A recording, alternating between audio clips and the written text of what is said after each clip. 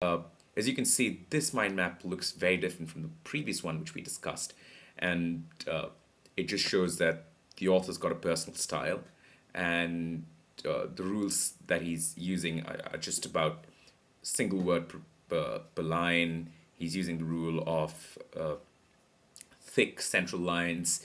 But that apart, his style is completely different. He's used images as far as possible. He's used some codes. As you can see, you have G3 with a tick mark there, and it's only he who knows what that tick mark means. So this pretty much represents how an ideal mind map should look.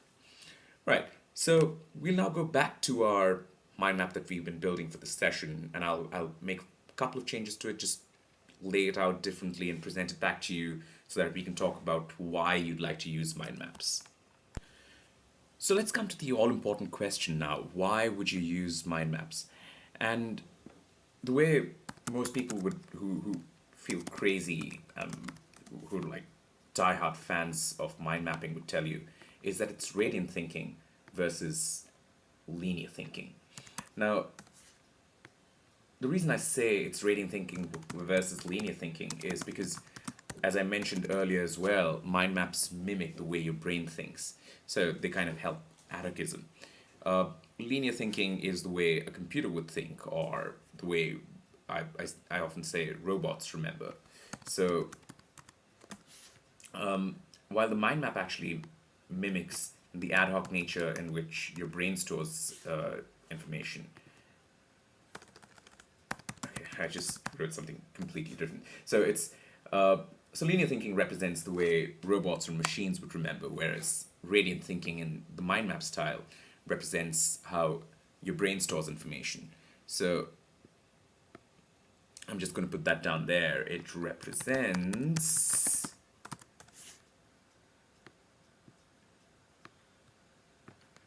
the brain. All right. And here I've gone ahead and used a shorter keyword, which you and I understand because you're part of this presentation with me. So I'm actually going to go ahead and connect this to our initial bit around anarchism, because we said a brain thinks in an ad hoc fashion, and radiant thinking also represents the brain.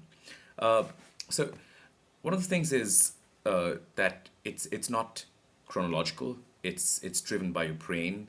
So one of the things that you always see when you're doing a session is a clear sense of progress around what's been discussed and what are the topics that have been outlined till now. So your progress is quite visible when you're using a mind map.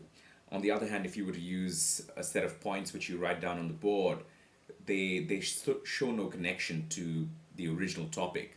So it's difficult to understand how these ad hoc pieces of information which have been written down one after the other on the board in different places relate to the main topic. The mind map actually helps you understand that till now we've gone ahead and discussed what a mind map is and all of those things about what it is and the principles, the rules of what a mind map should look like, and how you should draw it. And now we're actually discussing why a mind map is useful.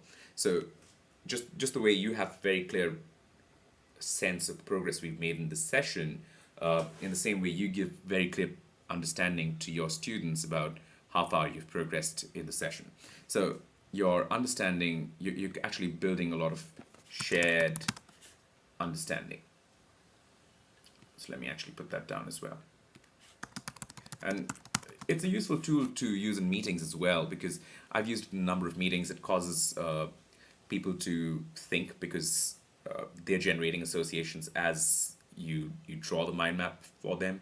And more people start contributing to the meeting because your notes are all big and visible. Everyone knows what's been discussed.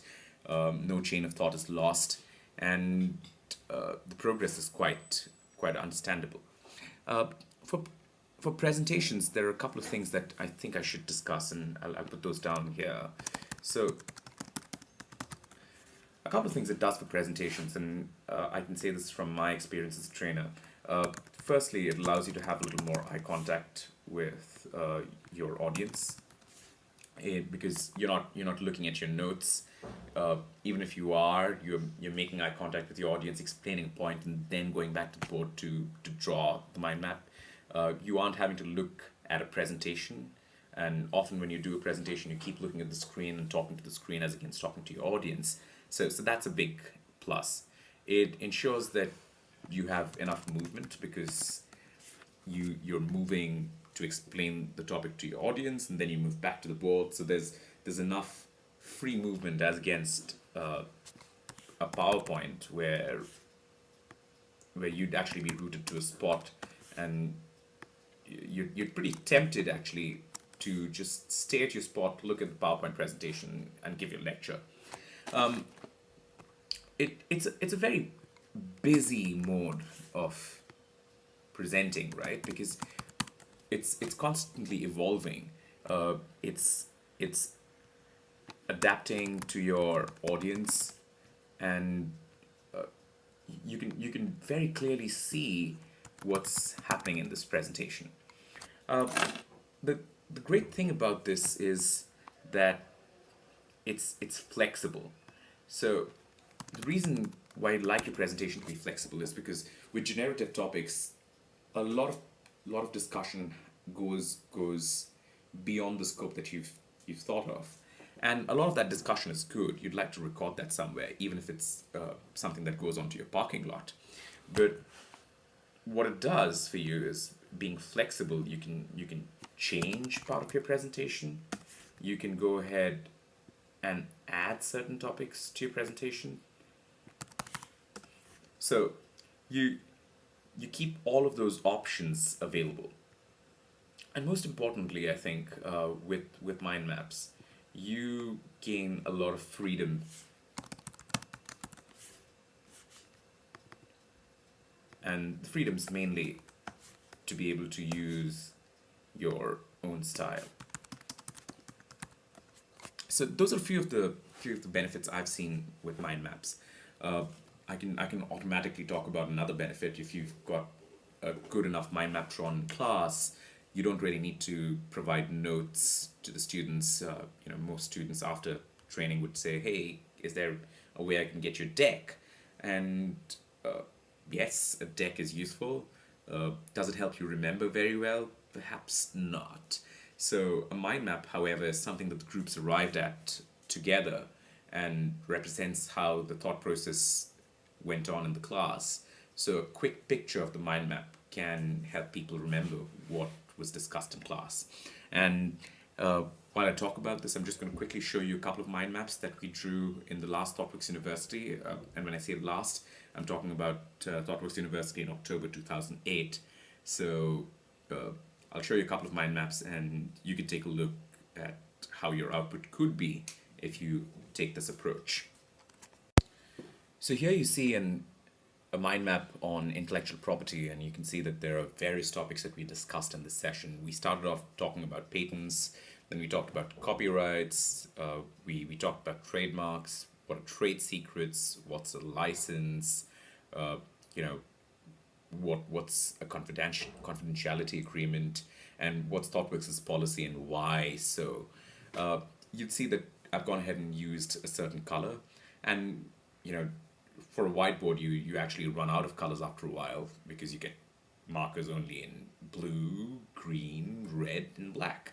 So after a while I've had to mix colors a bit to get the right kind of effect. And then there's this one line that you'd like all graduates to know, which is, when in doubt, ask. So I've gone ahead and put that up right there, that if this mind map doesn't answer your questions, make sure you ask someone.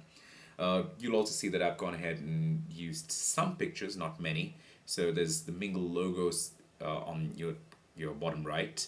There's the thinking call out, which says shh, and I've gone ahead and created a cloud as a central image, because it's a bit of a tricky topic that not many people know of.